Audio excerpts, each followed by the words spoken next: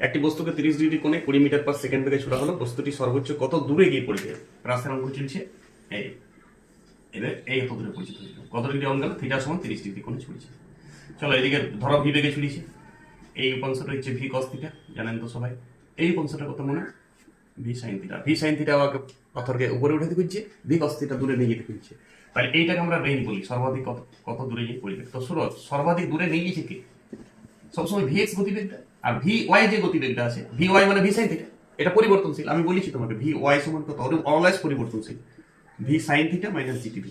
আর v এক্সটা always v cos theta, এটা fixed, v cos theta. তাহলে ভি কস থিটা বেগে সোজা যে সেইটা ভাবো না তুমি ভেক্টরটা, আর সময় লাগছে টি, তাহলে এস সমান ভিটি। তোমরা এটা আমরা কোন ক্লাসে লিখি? এস সমান ভিটি, এইটা অঙ্ক করতে করতে দূরত্ব সমান গতিবেগ গুণিত সময়, ক্লাস 8 থেকে অঙ্ক তো দেওয়া থাকে, সেম নিয়ম তো তোমাকে ফিজিক্স ভাবি দিয়ে এবং তাহলে এখানে ভি এক্সট্রা দিয়েছি, এইদিকে তো রেঞ্জ দিয়েছি, তাহলে এখানে ভি কস থিটা, ছোট হাতে ভি করবি, এটা ভি কস থিটা, আর টিটা তো আমার রেডি করা আছে, এর আগে আমি তো টি রেডি করেছিলাম পর্যায়কালের টাইমটা।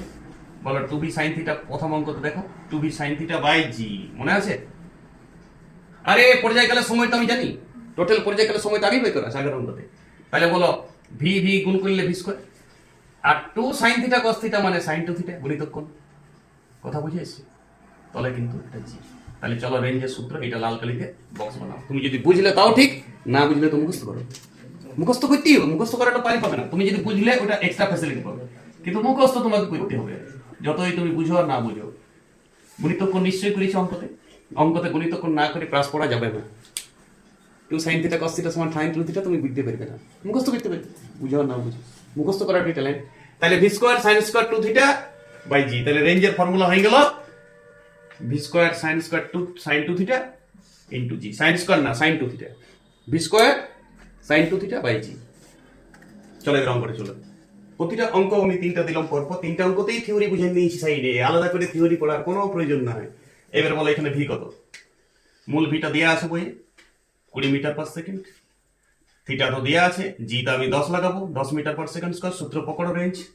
রেঞ্জ মানে কি বললাম? ভি স্কয়ার মানে 20 স্কয়ার, sin 2 থিটা 30 ডিগ্রি অ্যাঙ্গেলে ছুড়েছে, তো থিটা 60 ডিগ্রি হবে, আর জি এর মান 10। তাহলে 20 20 400, sin 60 ডিগ্রি √3/2 বাই 10, তাহলে শূন্য একটা কেটে গেল, 20√3 মিটার। অপশন ডি 20√3, নট হইতো ই অপশন। কথা বুঝে এসছো? ওকে।